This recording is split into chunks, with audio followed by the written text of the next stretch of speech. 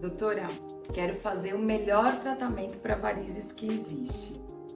E aí, existe isso? Na verdade, não existe o melhor tratamento. A gente tem que levar em consideração uma série de fatores e aí a gente vai determinar qual é o melhor tratamento para aquela paciente especificamente, de acordo com o caso dela, de acordo com as características das veias que ela possui, de acordo com a quantidade de veias que ela possui, de acordo com a tonalidade da pele, com a tendência à mancha.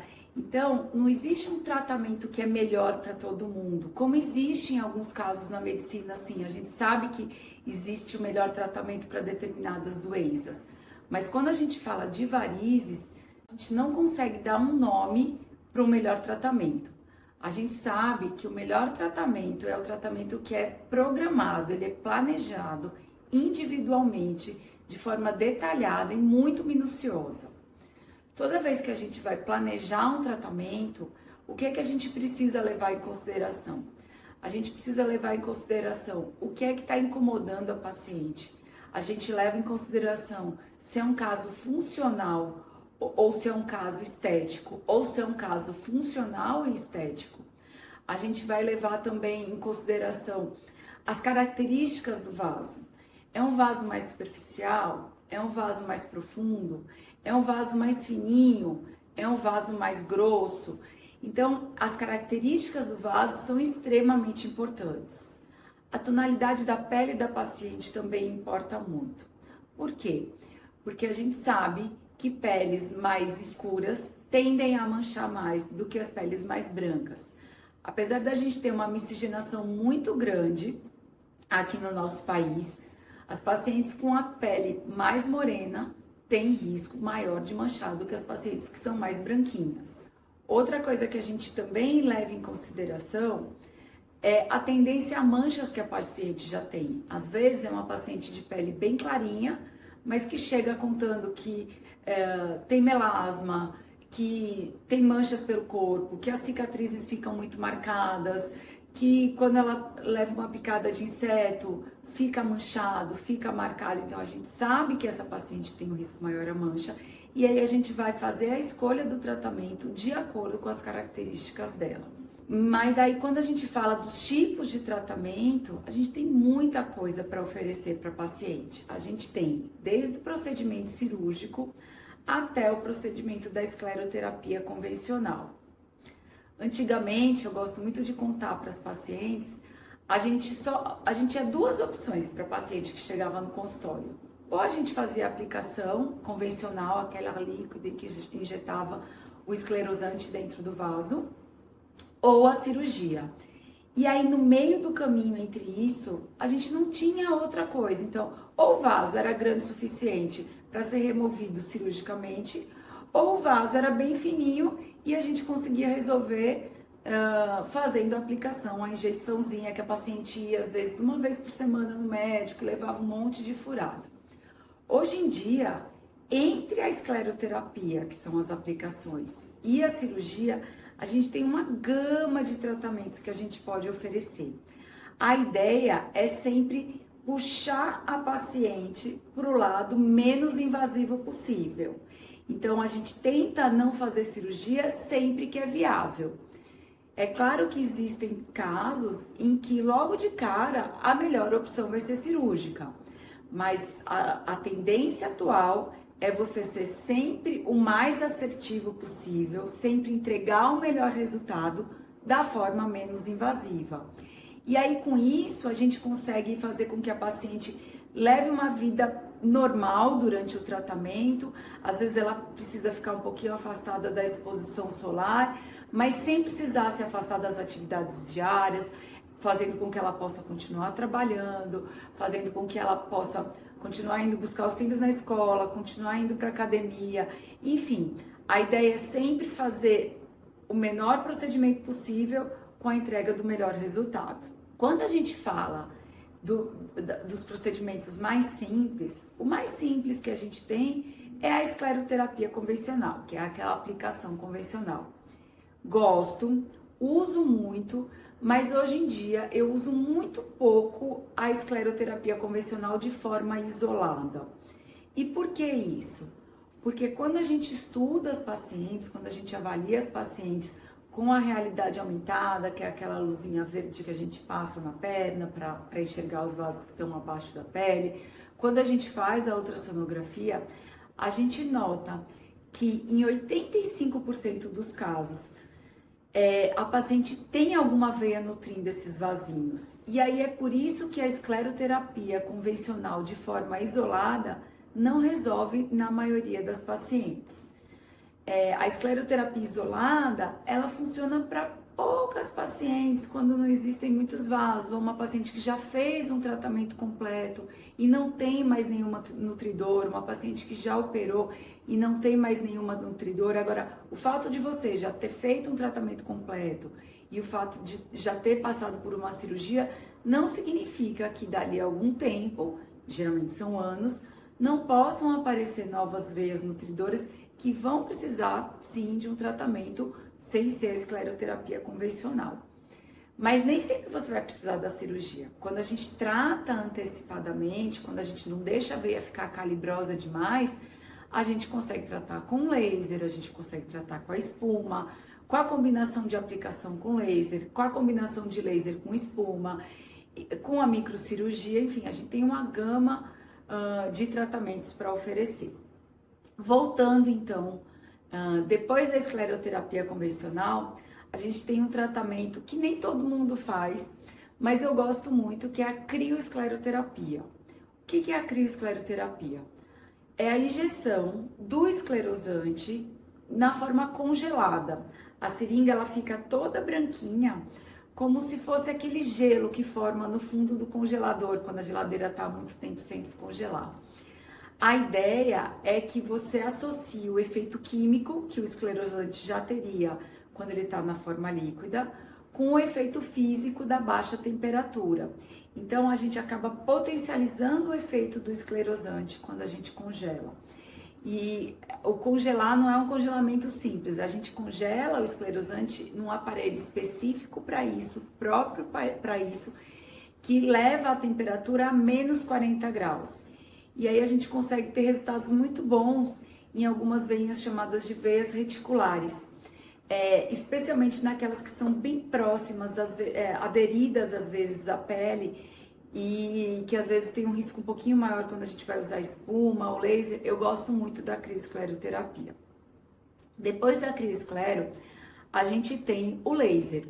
O laser é fantástico porque a gente consegue tratar muita coisa com laser. A gente consegue tratar desde varizes de pequeno calibre, microvarizes, até veias reticulares e telangiectasias, que são os famosos vasinhos. O laser é super versátil, a gente consegue tratar veias das pernas, veias do rosto, veias do tronco, que algumas pacientes têm e se queixam. E é uma tecnologia que mudou radicalmente o tratamento de varizes e conseguiu fazer com que a gente não precisasse levar tanto as pacientes para o procedimento cirúrgico. A gente não consegue resolver 100% dos casos com laser, mas a gente consegue resolver a imensa maioria dos pacientes. E aí, o que é que o laser faz? O laser, ele age com calor. A gente queima, entre aspas, a veia, então ele age, a gente dispara a luz. Essa luz, esse laser é um laser específico, a gente sabe que tem vários tipos de laser. Não é o mesmo laser, por exemplo, para tirar mancha, não é o mesmo laser para rejuvenescimento. Cada laser tem um comprimento de onda específico e esse comprimento de onda tem a ver com a estrutura que você quer tratar. No nosso caso especificamente, o que a gente quer tratar é o vaso. E aí a gente direciona o laser para o que está dentro do vaso. O laser, ele é sempre direcionado para uma cor, para alguma coisa que tem pigmento. E aí o nosso laser vai ser direcionado para a hemoglobina. A hemoglobina, para quem não sabe, é o que dá a cor vermelha para o sangue. Então, o laser, que é o Nd:YAG 1064 nanômetros, ele é direcionado para o cromóforo, que é a cor, a hemoglobina, que está dentro do vaso, ou seja, a gente direciona para os glóbulos vermelhos. Só que entre os glóbulos vermelhos e o laser, a gente tem a parede do vaso. E aí a gente consegue fazer com que a parede do vaso seja atingida. O laser, a plataforma, a gente consegue regular de acordo com a cor do vaso, a profundidade do vaso, o calibre do vaso. Então, a gente ajusta os parâmetros de forma específica para cada paciente. A gente consegue regular também de acordo com o tom de pele, então a gente pode ser mais agressivo ou menos agressivo, de acordo com todas essas características que eu acabei de passar para vocês. E aí a gente consegue tratar. Uma coisa importante é que muita gente acha que o laser, por não usar agulha, não dói. E na verdade a gente fica livre das agulhas, mas o laser, a cada disparo, a paciente sente esse calor, ela sente essa sensaçãozinha de queimação. Então o laser, ele não é indolor e assim como todas as outras técnicas, ele não tem efeito imediato. A gente vai falar um pouquinho mais pra frente sobre isso. Eu gosto muito de combinar o laser com a escleroterapia líquida, que é aquela injeçãozinha. Então, no mesmo momento, numa mesma visita, a paciente recebe os disparos de laser ao longo do trajeto que vai ser tratado, ao longo dos vasos que estão sendo tratados.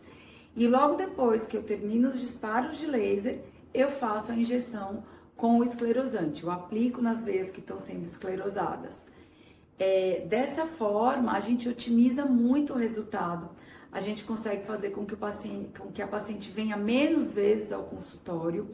E aí a gente entrega o tratamento com menos vindas, menos tempo dentro do consultório, com menos idas e vindas, e a paciente consegue ver esse resultado, geralmente, depois da terceira visita. Além do laser, a gente tem também a escleroterapia com espuma. O nome da droga é polidocanol, é um esclerosante detergente. E a ideia dele como ele é detergente, ele atua na camada lipídica, na camada interna do vaso. E o polidocanol, ele vem na forma líquida, na verdade, e o nome espuma se dá porque a gente mistura, conectando duas seringas numa torneirinha, a gente mistura o esclerosante que está na forma líquida com ar. E aí, quando a gente faz essa mistura, ele vira uma microespuma, ele fica cheio de microbolhas, com a consistência da espuma de barbear ou daqueles mousses de cabelo, e é por isso que chama espuma. A gente injeta a espuma dentro do vaso logo depois que a gente preparou, e a gente consegue tratar vasos de muitos calibres diferentes. A gente consegue tratar desde veias mais fininhas, de 2 milímetros, 3 milímetros, até uma veia safena com 1 centímetro de diâmetro, por exemplo. Então, é uma técnica extremamente versátil, que consegue fazer com que a gente trate o paciente com veias mais calibrosas sem a necessidade de cirurgia. Depois a gente vai ter um vídeo específico sobre espuma e aí eu vou dar mais detalhes sobre a técnica. Depois da espuma, a gente tem também a combinação do laser com a espuma. Quando a gente faz essa combinação, ao invés de a gente disparar o laser e depois fazer a aplicação do esclerosante, a gente injeta a espuma, espera uns minutinhos e dispara o laser por cima do vaso que acabou de receber a espuma. Essa técnica é muito legal porque a gente consegue diminuir a concentração de esclerosante e consegue também diminuir os parâmetros do laser. Então, eu consigo fazer com que eu tenha menos risco de mancha, porque o esclerosante está menos concentrado, e eu consigo também fazer com que doa menos, porque eu consigo um resultado usando uma energia menor. É uma combinação que eu gosto bastante e uso no consultório para os casos que pedem esse tipo de técnica. Depois disso, a gente vai para a microcirurgia. A microcirurgia é a tendência atual na cirurgia de varizes. A gente faz muita coisa só com anestesia local e, acredite em mim, é confortável e é muito legal porque a paciente faz a cirurgia e vai para casa no mesmo dia. anda logo depois que termina o procedimento. A gente faz o curativo com meia elástica e a paciente volta às atividades diárias com muito pouco tempo. A cirurgia de varizes, ela evoluiu muito. Não existe mais aquilo de ficar deitado. Antigamente, minha mãe conta que o médico mandava ficar deitada 30 dias, não levanta, não pode pegar peso, não pode fazer isso, não pode fazer aquilo. Não existe mais isso. Geralmente, a maior restrição que a gente tem é o sol. Porque a perna fica com algumas manchinhas roxas, porque a cicatriz, quando está numa fase inicial, pode manchar se você se expuser ao sol. Então, a ideia é essa. E fazer com que você tenha um tratamento que seja eficaz e tenha um resultado estético muito legal também. Além da microcirurgia, a gente pode precisar tratar as safenas. Não são todas as pacientes que precisam tratar a safena no procedimento cirúrgico, mas em alguns casos a gente precisa tratar, porque senão a gente não vai conseguir alcançar o resultado desejado. A safena, diferente do que muita gente pensa, não tem uma conexão direta com o coração. Ela é uma veia que às vezes está doente e está transmitindo o refluxo para outras veias que estão conectadas a ela. E enquanto a gente não tratar a safena, a gente não consegue tratar essas outras veias. A safena acaba sendo também uma veia nutridora de algumas varizes, em alguns casos. E a safena ela pode ser tratada de várias formas. A safena ela pode ser tratada com espuma, ela pode ser tratada através da termoablação, que é quando a gente queima a safena por dentro. É um tratamento que pode ser feito com a fibra de radiofrequência ou com a fibra de endolaser. Não é o mesmo laser que a gente usa para o tratamento de vasinhos, que a gente chama de laser transdérmico. É o endolaser. A gente introduz uma fibra por dentro da veia da paciente e essa fibra libera calor de dentro para fora, diferente do laser transdérmico que o calor é de fora para dentro. E aí a gente não precisa fazer a remoção realmente da safena. A safena ela fica no local dela, só que ela é queimada. E aí por dentro ela deixa de ser funcional, ela deixa de ser doente e aí ela deixa de alimentar essas varizes que estavam sendo nutridas por ela. Ainda existe também o stripping, que é a remoção mesmo da veia safena, que é um pouco mais traumática do que as técnicas ablativas, mas que ainda para alguns casos a gente acaba utilizando. Espero que eu tenha esclarecido para vocês. Por conta desse mundo de técnicas que a gente tem disponível, que a gente não consegue falar no melhor tratamento para as varizes, porque depende muito de caso a caso. E o que eu posso dizer é que o melhor tratamento geralmente envolve a combinação de técnicas. E a combinação pode ser, a gente tem 1000 combinações diferentes. E eu garanto para você que o melhor tratamento é aquele que é desenhado para você individualmente.